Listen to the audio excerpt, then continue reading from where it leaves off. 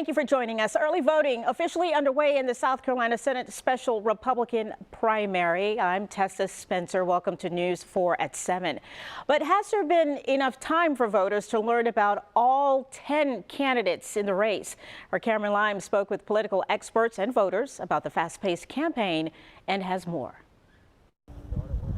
I've been speaking with voters today about how they feel about having such a short campaign time, and they told me they feel comfortable. They've been doing the research and they're ready to cast their ballots. At the Charleston County Board of Elections, voters are making their voices heard. We have one in mind that we think she'll be right there to do what we need. For the past few weeks, voters getting to know candidates in a historic time crunch. This never happened in the state South Carolina, to my knowledge, in the United States of America. Political experts claiming voters may choose the familiar candidate when casting their ballot. Voters right now are almost left with just knowing name recognition. It's hard to establish a new reputation right now in just 2 weeks. Voters claiming they've done their research. What kind of research did you do before this? Newspaper articles for follow-up, on the candidates and things like that. Well, these are Republican primary voters. They know all the candidates intimately. I had mine in mind before coming. I did the research before I got here. According to election officials, special elections typically have lower voter turnout, making every vote count that much more. With a low turnout election, anything can happen. The Senate primary will take place on Tuesday, August 11th. According to Kramer, some polling locations will have changed due to school being back in session.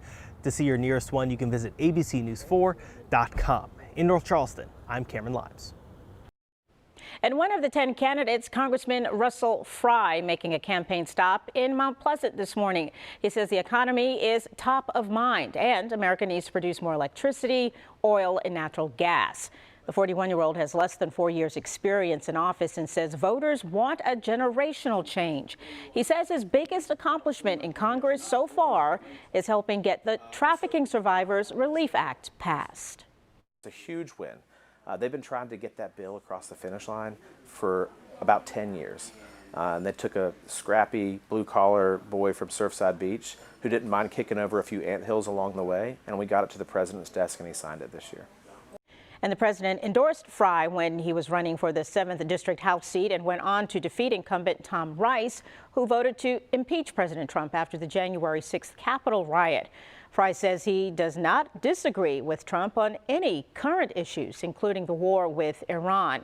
Now, we also spoke to former governor and Congressman Mark Sanford. He joined us in the studio this past Tuesday, speaking on his top priority, the economy and bringing down the national debt.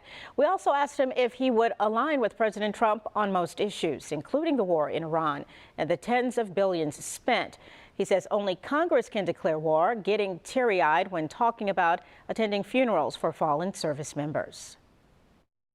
Body bags do not go back to Washington, D.C. They come back to states and congressional districts across this country. This is not a decision that's to be made unilaterally in Washington, D.C.